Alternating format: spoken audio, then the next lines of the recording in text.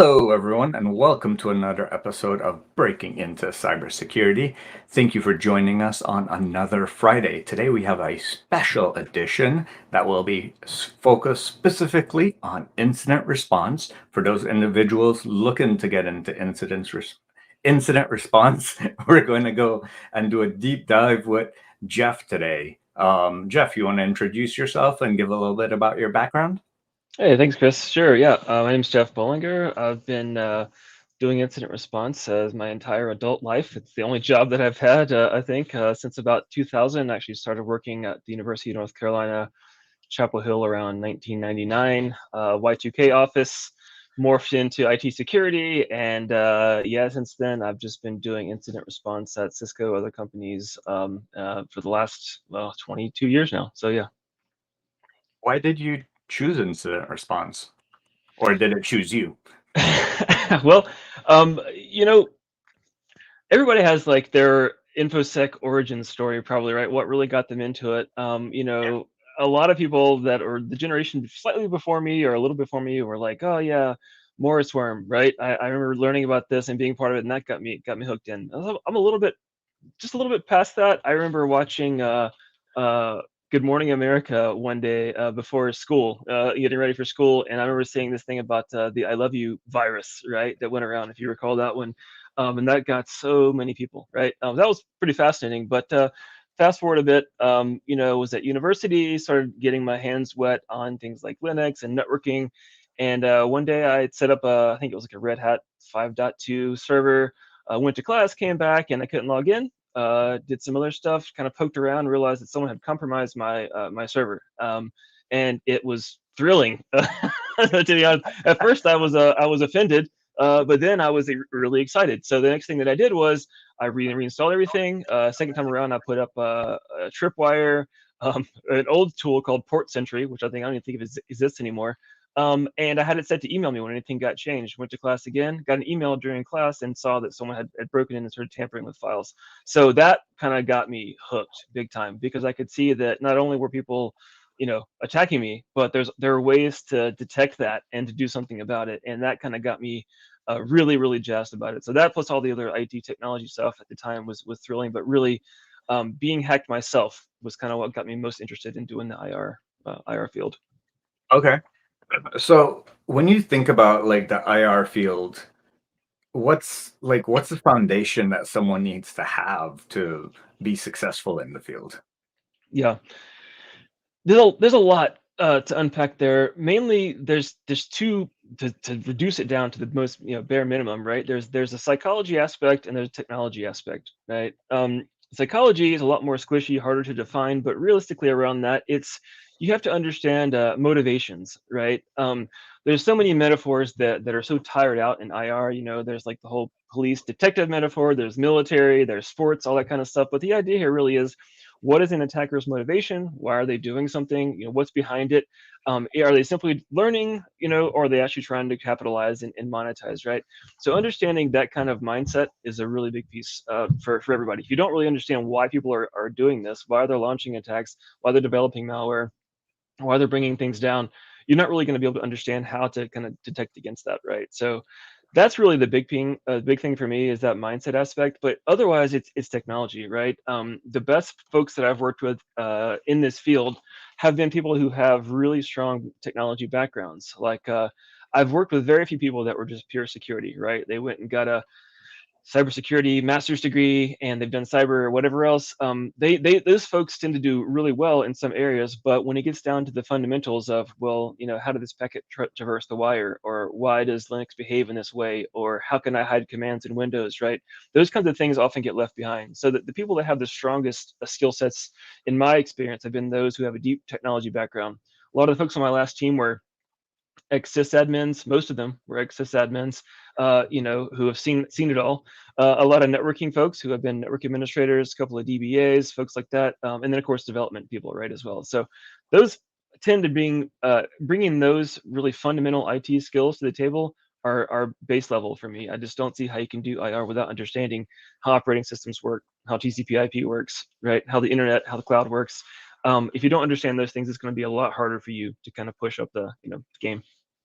So would you say that IR is even potentially has an entry level role in it, or it requires someone to already have experience in other fields before they can even consider IR? No, I definitely don't think there are. I do think that there are entry level fields. I've worked with several people who don't have any advanced degrees, right? People who just kind of learned it on their own, and the folks that learned it basically spent time in their house on their computers, hacking stuff, watching tutorials, going on YouTube, right? Looking at videos of things that, well, you used to be able to look at a lot more on there, but looking up, looking up hacking videos, watching things, and setting it up and testing it yourself. The folks that I found have the most impact, especially the entry level folks, have spent time on their home networks, setting up virtual machines and attacking them, running port scans, understanding how that works, right? The folks that I find who are most at the entry level who do it the best are those who have a genuine interest in doing it and aren't so much focused on the outcome, but more on the journey of like, hey, this is fun, right? Learning new things is fun. I'm a lot older now. I have a family. It's not as easy for me to stay up all night like I used to and start doing these practice things. But I know that a lot of folks have that ability to spend time reading and reading and reading and doing other testing, right? So yes, there is a role for entry level, and I certainly keep that in mind as I'm hiring people. Of course, I don't necessarily gatekeep and say that you've got to have all this IT background. You have to have some knowledge and interest in IT, right? But honestly, if you understand how attacks work, how attackers think, then it comes natural just to figure out how to actually start doing the defensive side.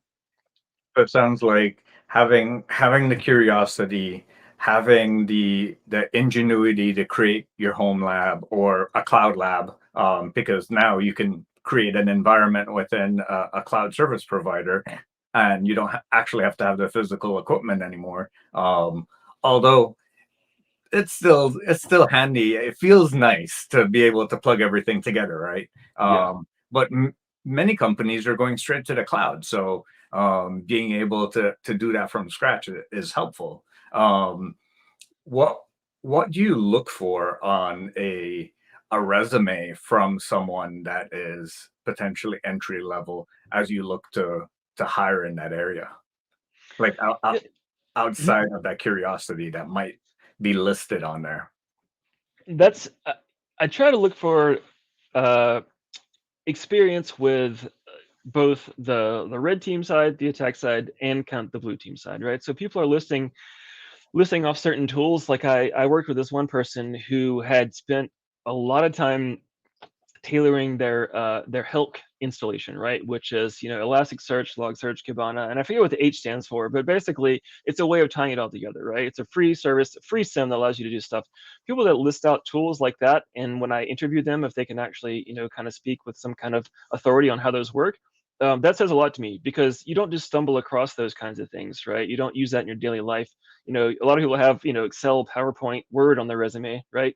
But if someone puts in, Nmap and really understands what Nmap flags do, what the Lua scripts are part of, right? All that kind of stuff. The details around that for me is one of the key pieces. Is okay. Well, what tools are they familiar with? And then of course, what knowledge do they have on the attack side as well, right? Like, have they done anything on Hack the Box? Have they done other areas where they understand how you know uh, attacks work, right? Those are the kinds of things I look for clues in that to kind of show that they have an understanding of how someone would actually cause a breach, but then also, what the outcome and the impact of that would be. So there's clues that are in there based on the tooling that folks list on their resume and other kind of clues. But that's what I tend to look for. So you mentioned both the red team and the blue team several times now. So it sounds like you really do need both sides of that equation. Have you seen that, for example, using the Mitre attack framework and the Mitre defend framework as being useful for individuals to kind of learn what those TTPs are, or tactics, techniques, and procedures? Sure. Yeah. So the MITRE frameworks, right? Everyone was already using those frameworks. They just didn't realize it, right? And MITRE kind of came along and they formalized it, which is great, right? Now we all have a common taxonomy that we can speak to, right? Everyone understands, now initial access, discovery, persistence, all that kind of stuff. We already knew that we were doing that, but no one had come along and put it into a nice format. And not only that, but now you can actually map, your capabilities and your tooling to that kind of thing, which is really cool. So yeah, studying that, studying the framework, studying what's in there, the techniques, I should say, to start with, are incredibly important, because largely every attack, to a certain extent, follows at least one of those techniques, right? I always say that, the attackers come in. There's two good ways to detect them. One's better than the other. The first one is on the initial access, right? Someone has to get into your network or into your environment, right? Otherwise, where's the intrusion, right? But they also have to get out. There's no point in just logging in and cracking it, right? The idea is you're trying to do something with that, like you have an outcome or a business goal in the case of cybercrime, right? So there's also ways to discover that on the way out. So the exfiltration stage. But there's all that stuff in the middle in the matrix as well, which is really important. I think that people are tend to bias towards the more interesting, difficult things, like to detect, like lateral movement or persistence, right? Those can be difficult. But the reality is, if you're focusing on things like initial access, putting most of your investments in that area, I think you're going to go a lot farther, right? People tend to think the other stuff is more important, and it is important. I'm not downplaying it, but just, of course, if you can detect the initial access or prevent it, even better. You've already done the job. So absolutely, those are really good frameworks for understanding the fundamental principles of how attacks and defense work. Okay. And then I know, because I know it, but what are the pros and cons of being in an incident response field compared to, say, something else? Yeah, I mean, information security is a huge area, right? There's so many different areas inside of it: cryptography, PKI, GRC, audit, all that kind of stuff, right? It goes all over the place, and it goes really, really deep, right? I guess with IR, having done that exclusively, I guess there's a fair amount of both, right? On one hand, I'll start with the pros, right? The pros are, number one, it's fun. It's actually enjoyable, especially if you're in a kind of a cat and mouse scenario where you're actively chasing an attacker in the network. Someone's already on, dwelling, doing whatever they're doing. That's can be really fun and really exciting, right? That's the kind of that when those kinds of things happen, which are pretty rare, it seems, thankfully. It's you kind of forget, time just flies past, and you kind of forget that you're at work, right? I kind of love that, because it's really fun. Also, we get to in the IR field, we get to explore a lot of different technologies, right? I mean, just this week, right? 12-year-old vulnerability was finally publicly released, right? And so, like, we've all known about that for 12 years, that daemon existed, but no one knew that the vulnerability was there. So having to understand vulnerabilities is also a nice pro as well, right? That we kind of get to understand things at a deeper level. Also, in the IR side, you have to understand a lot of the business aspects as well, which is good. Kind of well round you out. Not everyone can be all technical all the time. Sometimes there's business decisions that have to be made, right? Do we go public with what we found? Do we not go public? Do we, and how do we craft this message, right? Or who do we involve to kind of deal with these responses? Also, sometimes you have to make a very difficult decision, right? Do we shut this access off? Do we wipe out the server? Can we trust things? I think that question of trust also kind of gives you a lot of insight into how companies work, and how the business process works, and your role in that, actually. um, and there's a lot more, but on the con side, really, the other part can be, it's hard, right? It's such a trite saying, but what do we say? Attacker has to be right every defender has to be right every time. Attackers only have to be right once, right? And I think that's the hard part about it, which is, like, no matter how much you instrument things, no matter how much defense in depth you have, attackers are going to get in. And I look at it at two different ways, right? There's opportunistic, and there's targeted. The targeted stuff, pretty much game over, right? I've been involved in very few red team exercises where the red team actually didn't get in, didn't get domain admin, or didn't get whatever, right? They almost always win, which is great. Also kind of scary, right? But the idea here is that that's a targeted, well-funded attacker who has inside knowledge generally, right? But most of what we deal with on a day-to-day basis are opportunistic attacks. Oh, you left your MongoDB open. You left this security group open. You forgot to change this default credential. You haven't patched in however many years, right? These are opportunistic things that cause massive, massive trouble, right? So one of the cons can be kind of anxiety around, how can we ever get this fixed, right? The IR team informs your security architects, right? Security architects are meant to design secure solutions, right? But no secure solution is perfectly secure. There's always breaches, there's always issues. So I find the IR team has to influence that security architecture. And one of the cons here is that you don't always kind of get that, you don't always get what you want, right? The business might decide, well, we'd rather not lock this down because we have business partners that need this thing, or there's a feature that we really, really want to use to support our customers, even though it opens us up to social engineering, right? That kind of stuff. So in that kind of being a pure security person who does only security, I'm obviously biased towards that. But it can be frustrating at times when you see these attacks happening over and over again, and the way to stop them, you just can't actually implement it because the business isn't on your side on that. So that can be kind of tough. The other thing is, part of this job is often on call, right? So there is a bit of that. Now, I haven't carried a pager in 15 years or so. And thankfully, I've been able to work at places where we've been able to build out, follow the sun, where I'm working during the daytime, my colleagues take across on the other side of the planet take over when I'm sleeping, and vice versa. So that if you have that luxury, that's really nice. But even still, right, a major incident happens, it's all hands on deck, right? And so I will say that the last two end of year holidays have been ruined due to due to attacks, SolarWinds, as well as Log4j. Those both messed up a lot of holidays, right? So that is a con, when you've been working hard all year and you're looking forward to that time off, and the bad guys don't give a crap about that. So that's kind of tough. But other than that, I don't see a lot of cons under it. The pros outweigh the cons in that the times when you are working and it's exciting, it's really, really fun. Okay. Yeah, I know that part of being on call or working through an incident for 2 months and you're really working every single day, or if you don't have the follow the sun model, you're potentially working 16 hours a day, can be taxing for some. Do you recommend for individuals to at least test it out sometime during their career?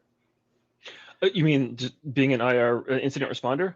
Yeah, I think it gives you invaluable lessons that you might not get. In fact, I've had a couple opportunities to have people rotate into the team that were from, say, like the cryptography side or the architecture side, and it really does give them a viewpoint into what we're dealing with, right? And I think a lot of times it's if you're not promoting the incidents that are happening and talking about what your team is doing, I think there can often be the idea that everything's fine, right? We don't have to worry about it, right? Why are we investing so much more money in the security budget? Why are we doing this? Why are we making things harder, or seemingly harder? And I think that's a big part of it, is that a lot of folks don't understand that attacks are happening all the time. The IR team is busy every single day, and people make poor decisions all the time, right? And I think that's one of the big pieces here that a lot of folks just don't tend to get. So being in the IR field, seeing what's happening on day-to-day basis, seeing the kind of decisions people are making, allowing a spurious MFA request to go through, right? These kinds of things they don't really understand. I think a lot of areas we just let's just implement zero trust, or let's just do BYOD or do whatever else without thinking about all the other underlying problems. So having that background in seeing what's happening, seeing what's being exploited, seeing how misconfigurations are leading to serious issues. I think those are all things that allow us to kind of figure out how to have much, much better controls, change management, that kind of thing. So yeah, not just for security folks, but also for IT, business operations people. I think it's a good idea to at least to understand what we're dealing with on a regular basis. Yeah, definitely. I think two questions spawn from some of the things you're saying. On one hand, how can we develop a pipeline for folks in the IR community? And then on the second hand, what is the IR process and how can we better prepare for it? Did you want to tackle one of those first? Let's see, IR process. I have to go way back to my earliest SANS training: preparation, identification, containment, eradication, uh, recovery, and lessons learned. That's the SANS version. There's also a NIST version, which is about the same thing, but it's a standard, right? So people tend to use that one more. But really, the preparation and lessons learned, that's something for everybody, right? I mean, for sure, that's your business leaders, your management, your other security staff. How do we get ready in the event of something? Also, when something does happen, we have an after action review. How do we figure out to prevent that the next time, right? If we know they came in this way, we should be able to prevent that using a better defense next time. So that, I think, are the parts where everyone kind of gets involved. It's the identification, detection, and recovery parts that are more kind of insulated inside of the IR team itself. So I think there's a bit less visibility into what we're doing when it comes to those areas, which I do think, other folks in the business could benefit from that, right? But that's essentially the core pieces there, that you have, at the beginning and at the end, you're working with everybody. Inside of the team, though, that's when you're working on building out regular expressions to look for weird activity, figuring out how to do automatic response, quicker responses, automated responses, that kind of a thing. So I think there's that. But to answer your other question around the pipeline, um, you Oh, know, before we oh go down the pipeline, yeah, I know one of the things that often gets talked about in the preparation stage is the concept of tabletops and how tabletops help an organization prepare. Have you conducted tabletops with executives throughout your different organizations, and how does it help an organization really prepare for an incident? yeah, tabletops are a great thing. I'm fully supportive of that. It does take a lot of work to build one out, especially to build one that's realistic, because you can always say, some kind of crazy scenario, and oh, we can't detect it, right, or whatever. But that's not really useful. And I tend to try to tailor tabletops towards issues that I can predict are going to happen, or based on issues that have already happened, right? And so those are the kinds of things are absolutely they're eye opening to a lot of people, because the idea here is you're not just dealing with jaded security folks like me, right? You're dealing with people in PR who didn't really realize that they'd have to get up on Saturday and write out a response to CNN, right, or Ars Technica, or your legal team, right, who are going to be getting questions, from customers, right, or whatever else, or a lot of customer assurance teams that have that now, right? If you want to use our product, our company has to verify that you have all these security things in check. If you get, publicly, compromised, there's going to be a lot more questions, and people are going to question whether or not they still trust your service, right? So bringing those things to there, also, as you said, executive leadership as well.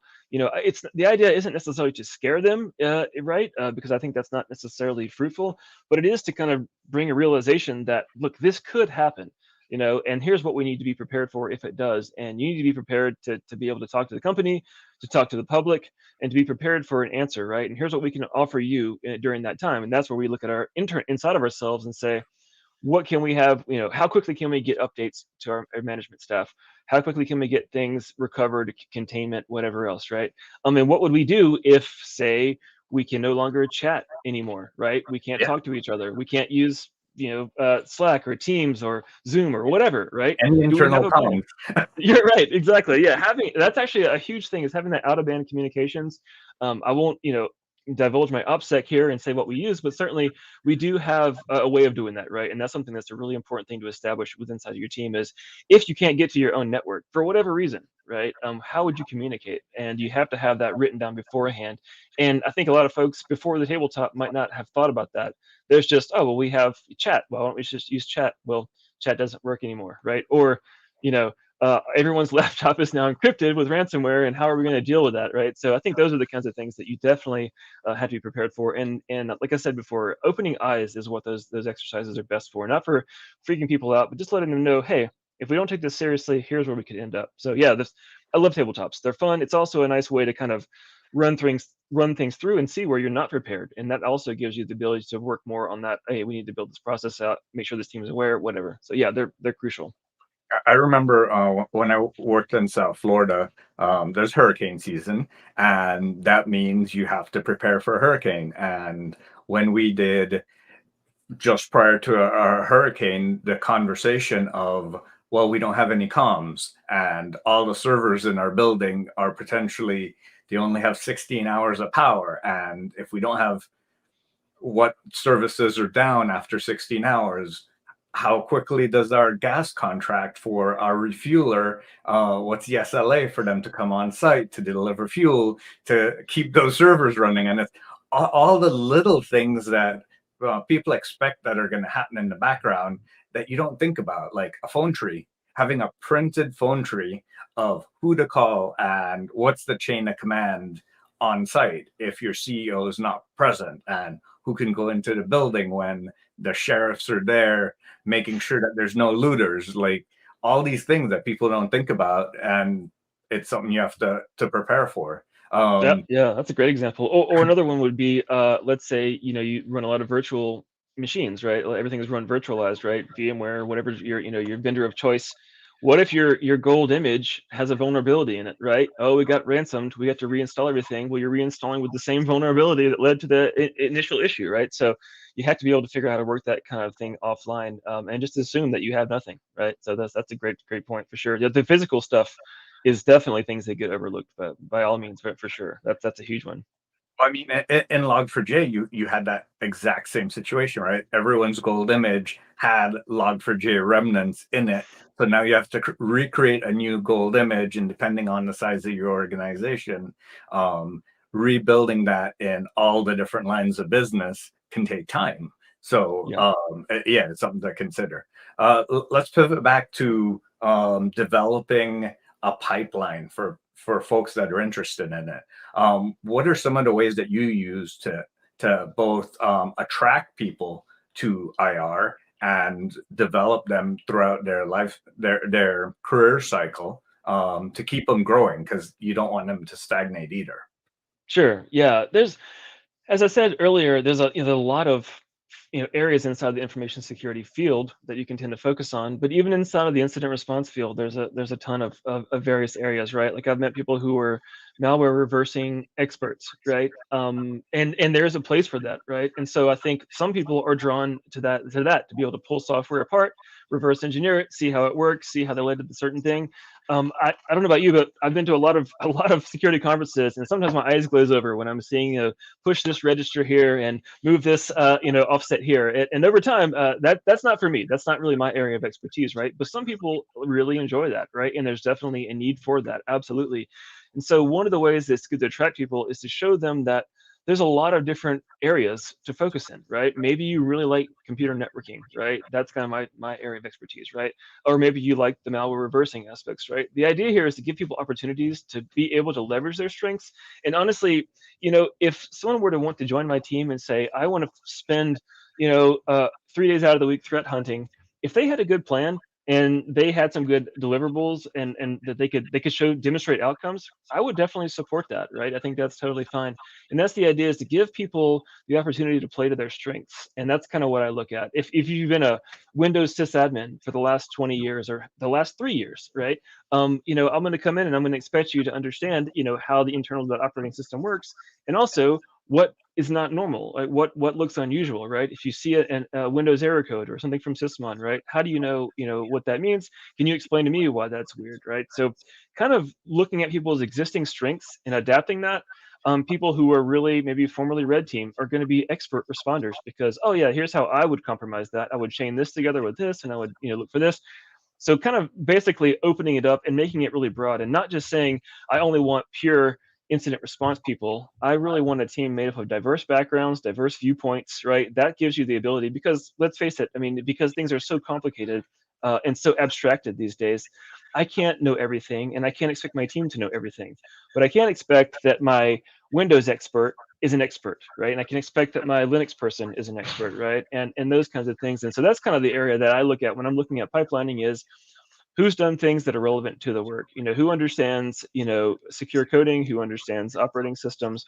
Those are the types of things that I look for. But also, as I'm building out the pipeline for people, it's like, hey, maybe you've got some experience, running, if you're responsible for, say, keeping up an entire website, right, or network or whatever, in SRE, whatever kind of deal, you're already doing security, whether you know it or want to accept it.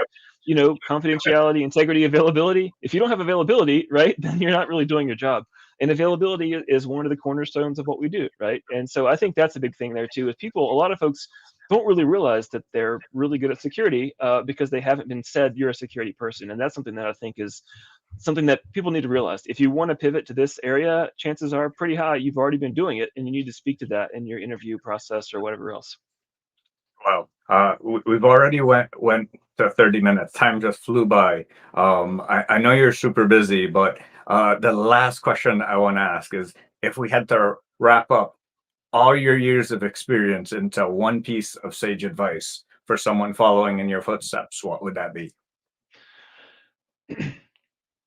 Focus on what you enjoy doing. Spend your free time doing that. people that work the best tend to think of security as their hobby or hacking as their hobby, but you can get paid to do your hobbies, right? So keep that in mind. And also don't forget that you have to market yourself and the work that you do. And that's a really important piece above all, which is don't hesitate to call out your achievements. Don't hesitate to say what you can do. If you're the best advice I got one time was like if you're on stage giving a talk at a conference, even if it's a small or large, doesn't matter. You're on that stage for a reason. Someone asked you to be there. You know something that other people don't know, and that's why you're on the stage. And that's kind of how I feel about this job too. Is if you made it into this area, you know what you're doing, and just focus on promoting yourself because that's how you're going to get to, no one else is going to do it for you. You really got to promote yourself, and that's the big thing I would say. Absolutely. Well, thank you very much. For those of you following us on YouTube, if we didn't break YouTube, hit that subscribe button, then hit that notification button so you see us next time. Those of you on LinkedIn, follow us on LinkedIn, follow myself, follow Jeff. And then for those of you on podcasts, don't forget to share it with others. Anyone interested in IT or cybersecurity, share it with them because, as Jeff described, you can pivot over if you have an interest. And if IR is a field that you want to go to, definitely very interesting. Well, Jeff, thank you so much for coming on today. Thank you. It was great chatting with you.